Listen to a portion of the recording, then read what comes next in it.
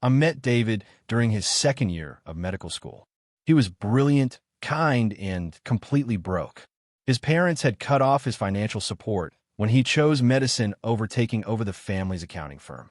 They think being a doctor is beneath us, he told me on our third date. Dad says doctors are just glorified mechanics who work for other people instead of building wealth. David was surviving on student loans, ramen noodles, and the occasional tutoring job. When we got married after dating for 6 months, I gladly took on the role of breadwinner so he could focus on his studies. What David didn't know was that I could afford to support us both quite comfortably. I've been working as a research assistant at the university, which was technically true.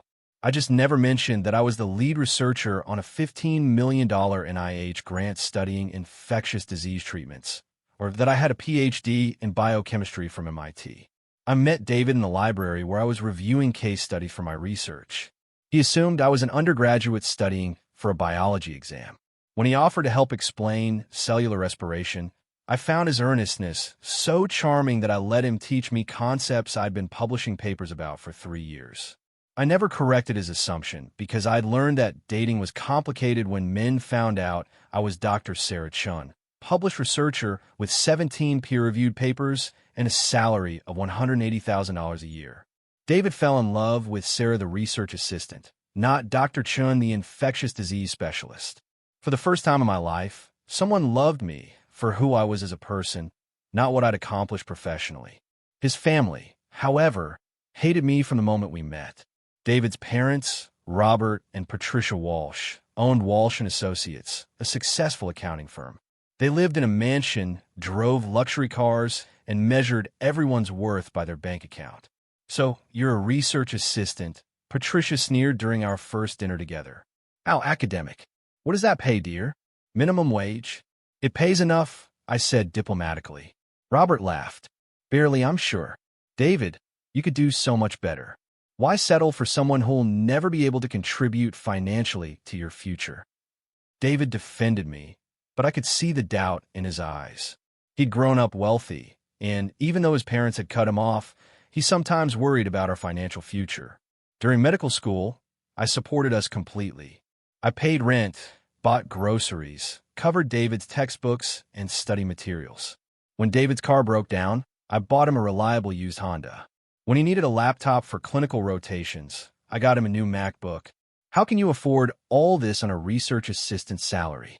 David asked sometimes. "I'm very good at budgeting. Plus, I get research stipends and grants occasionally." It wasn't technically a lie. I did get grants. I just didn't mention they were grants I'd written and received as the principal investigator. David's family grew more hostile as the years passed. They blamed me for David's continued commitment to medicine instead of joining the family business. "She's obviously using you," Patricia told David during one particularly awful family dinner. "Look how she's manipulating you into this doctor fantasy instead of real work." "Medicine is real work, Mom. Real work builds wealth. Real work creates legacy. You're going to be an employee your whole life because of her influence." They excluded me from family events, forgot my birthday, and made pointed comments about David marrying down. When David defended me, they'd remind him that he was barely surviving financially because he'd chosen a wife who couldn't contribute. The worst part was watching David start to believe them. By his 4th year, David was exhausted and stressed. Medical school was brutal, and the constant financial pressure was wearing on him. When his parents offered to pay off his student loans if he'd divorce me and join the accounting firm, he actually considered it. "Maybe they're right," he said one night after a particularly difficult clinical rotation. "Maybe I should have chosen a more practical career. We're drowning in debt, and you're working so hard to support us." "David, we're fine. The debt is manageable, and your career is just beginning." "But what kind of husband am I if I can't even support my wife?" That's when I almost told him the truth. But something held me back. I wanted him to succeed because he believed in himself, not because he knew I could catch him if he fell. Graduation day arrived in May. David had not only completed medical school, but had matched into a prestigious residency program in internal medicine. I was so proud I could barely contain myself. 3 days before the ceremony, Patricia called me. "We need to talk." She invited me to lunch at an expensive restaurant, then got straight to the point. David's graduation is a family event. Real family only. I am family. I'm his wife. You're a mistake he made when he was young and poor. This graduation represents David rejoining respectable society. Your presence would be inappropriate. I stared at her in disbelief. You're disinviting me for my own husband's graduation? David deserves to celebrate with people who actually contributed to his success. You've been nothing but a financial burden. Does David know about this conversation? David will understand. He's finally ready to make adult decisions about his future. That evening, David came home looking uncomfortable. Sarah, about graduation. My heart sank. Let me guess. Your parents talked to you. They think it would be better if you didn't come. They're saying it's a small venue, limited seating, family only. I'm your wife, David. I know, but they've been planning this celebration for months. They've invited colleagues, family friends, potential networking contacts for my career, and they don't want the poor research assistant embarrassing them. David looked miserable, but didn't deny it. Maybe it's better this way. You hate those formal events anyway. That's how I found myself sitting in my car in a university parking lot on graduation day, watching through tears as families streamed into the auditorium to celebrate their children's achievements. I'd helped David study for every exam. I'd held him when he cried after losing his first patient. I'd worked extra hours to pay for his MCAT prep courses and medical school application fees. I'd sacrificed my own social life to support his dreams. And now I was banned from watching him achieve those dreams.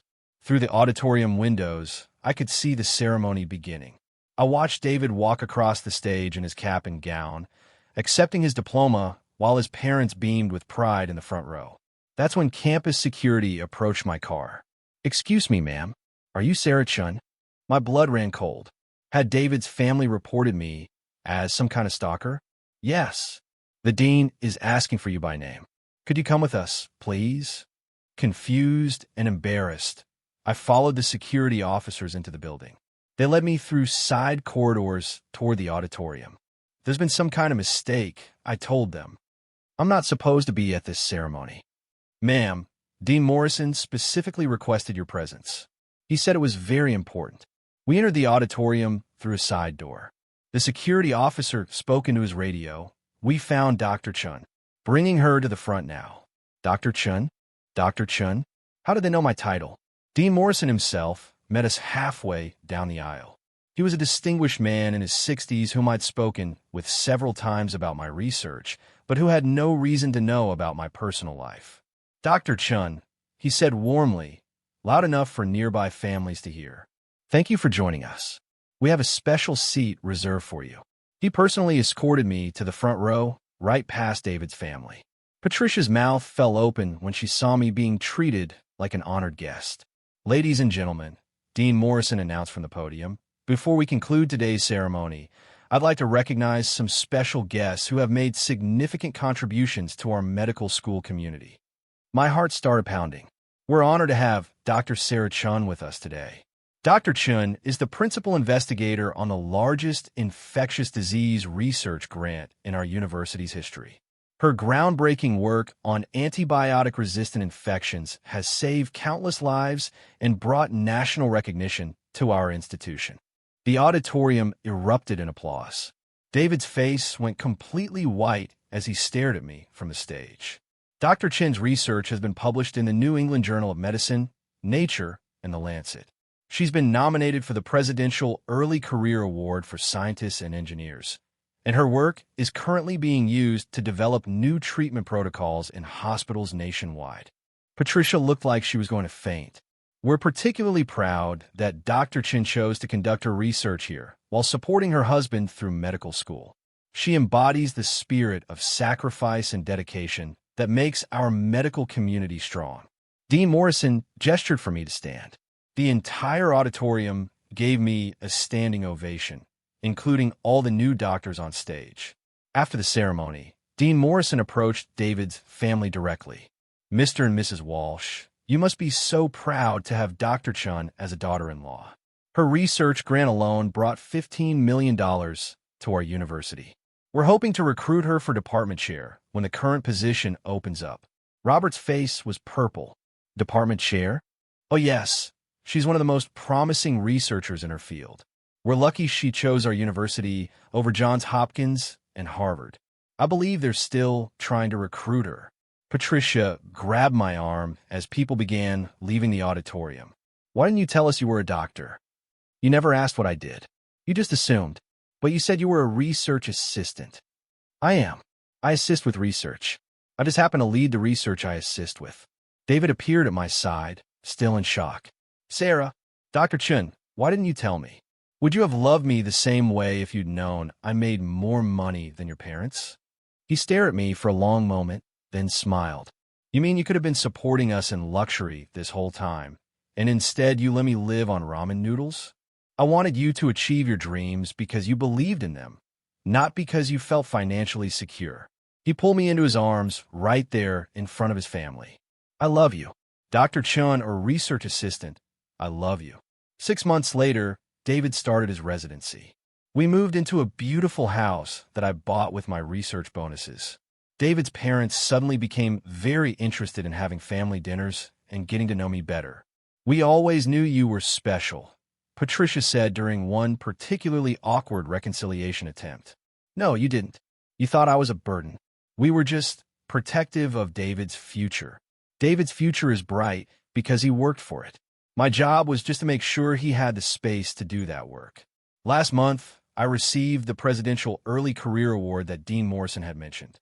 The ceremony was in Washington, D.C., and the president personally congratulated me on my contributions to public health.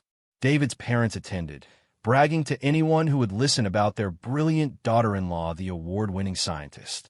But the best moment came when David introduced me to his new colleagues at the hospital. This is my wife, Dr. Sarah Chun.